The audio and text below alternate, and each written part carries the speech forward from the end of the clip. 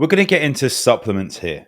Now, before we go any further, what I do need to actually advise is these are general recommendations. They are not based around your potential individual needs and potential medical history. So please, please, please, as a disclaimer, this is not medical advice. Any of the supplements here, please make sure that you go to your health practitioner, your doctor if you need to. You look at any medications you're having at the moment, and please do your own research to see if they are actually going to be right for you.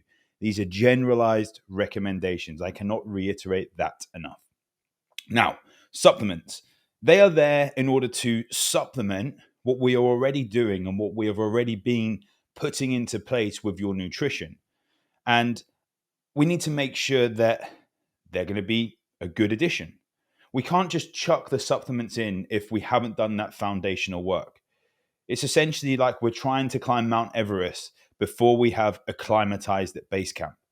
We need to get our body ready for this. And then they are the things that are going to just help whilst we build those underlying foundations a little bit more solid. Now, the supplements that we have here, we're not going to go into depth with these. Once again, I'm not going to go into the full on science. I'm just going to go through the list, a brief reason as to why we have these in here, and you can look to see, is this something that you want to add in to your nutritional strategy? But I do really believe there's a couple of supplements which I have all the time at different dosages, depending on my travel schedule, depending on the time of year, and depending on how I generally feel with training and nutrition. These supplements are actually, there's four actually, no, five. Five supplements I have all the time. We have magnesium. Now, I use magnesium in different forms at different times of the year, but I always have it in the evening. And it really helps me get into that deeper level of sleep.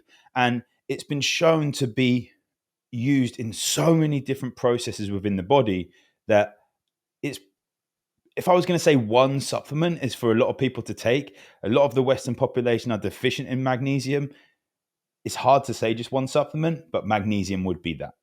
Then we get onto a thing called glutathione.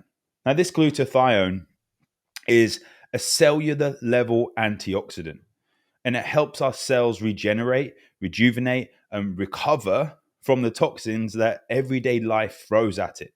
From the toxins in your house, from the toxins in your environment outside, in the air, the pollution, from diesel fumes, and it really helps the body to recover. So it's something which I would put in there. What form? We can look at liposomal. We can look at just getting basic tablets in there. You can look at injectable glutathione. You can look at so many different types of glutathione.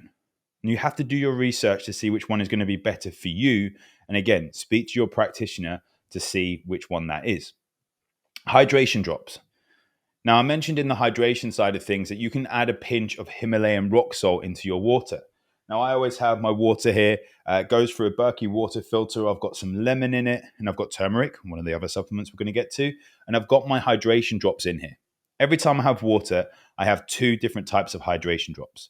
They're from a company called Energetics. Now, there are many different other companies. I'm just saying the one that I actually use. I don't get commission from them. In fact, with my clients, if they get supplements from these companies, the companies that I'm registered as a practitioner, I don't take commission from them. Doesn't sit right with me if someone's paying me for a service. But these hydration drops, Rehydration and Spectra Min, they're two of the best hydration drops I've ever used.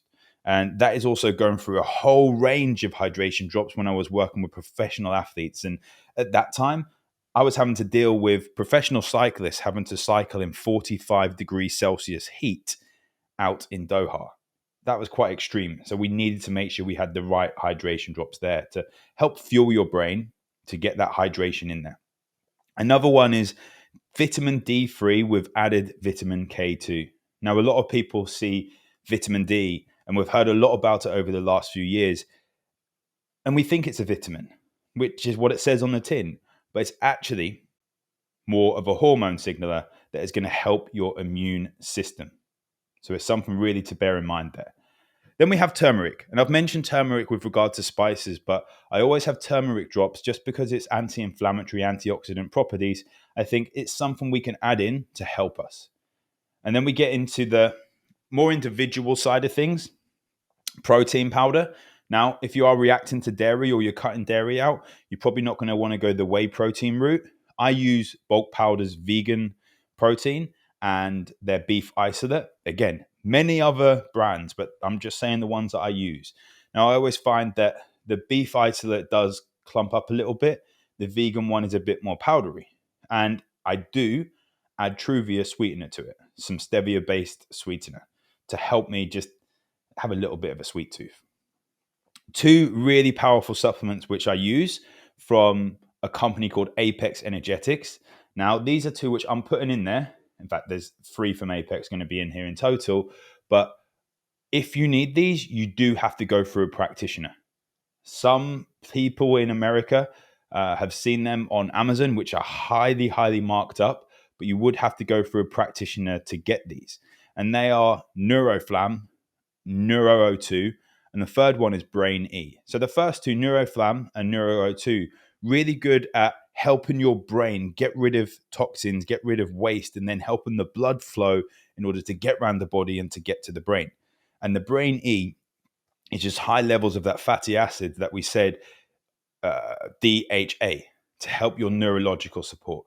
And the last supplement which we can look at right now is fatty acids itself. Now, a lot of times we see omega-3s with EPA, DHA, but do look on the actual label and see that it does have good levels of EPA and DHA. You don't want it to just be full of omega-3s and then no EPA, DHA. So I actually look for supplements that I have one from Moss Nutrition, which is called EPA, DHA, and it is specifically just that.